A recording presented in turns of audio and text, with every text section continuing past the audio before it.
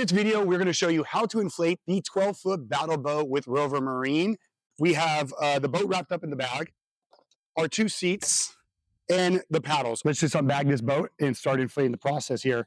We make the bag so that it fully inflates and opens up on all sides, so that way the boat sits on top of the bag, not in the bag. Makes it way easier to get it back in its cover. We're just going to unroll this bad boy out. That way everything in our sizes from 10 foot and 8 foot is just much easier, more nimble to use. Unfold the tubes. So what I like to do is the process is going to be, we're going to inflate the tubes to about 1 psi. They go all the way to about 3.5 psi, but we just want to put a little bit of air in the tubes for structure. And then what we're going to want to do is put all the air in the floor for rigidity here. 12-foot boat, as well as a 10 and 8 foot, is a 3-chamber tube.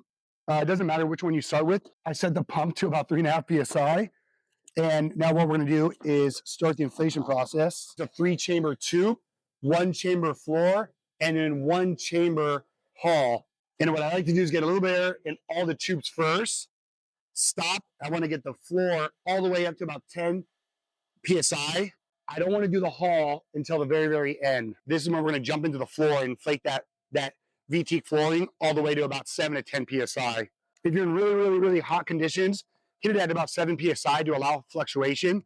And if you're in more of a colder climate environment, then the 10 psi will do really, really well. All right, perfect. We'll just take the dust cap off, and then it's real simple. It's on the valve. Valve pin up to inflate. During this process, let me remind you, let's get the seats installed now. It's way easier to do that. So we got the floor inflated. The tubes have a little bit of air, like I mentioned. This is now the perfect time to install our floors. So for displacement, we've preset the setting on where these seats need to be at. So with our hook system here, you'll just hook in side 1, hook in side 2, side 3, side 4. Yep, everything looks good there. Now what we're going to do is get the tubes ready to go so we can just jump out in the water. We are almost there. At this moment, when that last chamber of the tube is getting inflated, is when I like to get my paddles nice and set up. And then we'll show you how to inflate the hull on the boat to get that optimal performance, and we're ready to get the water. The last chamber we have is a really small bladder that will inflate the hull. This will start changing the shape of the boat very quickly, and let's just get right into it. Just remove that, push the pin up.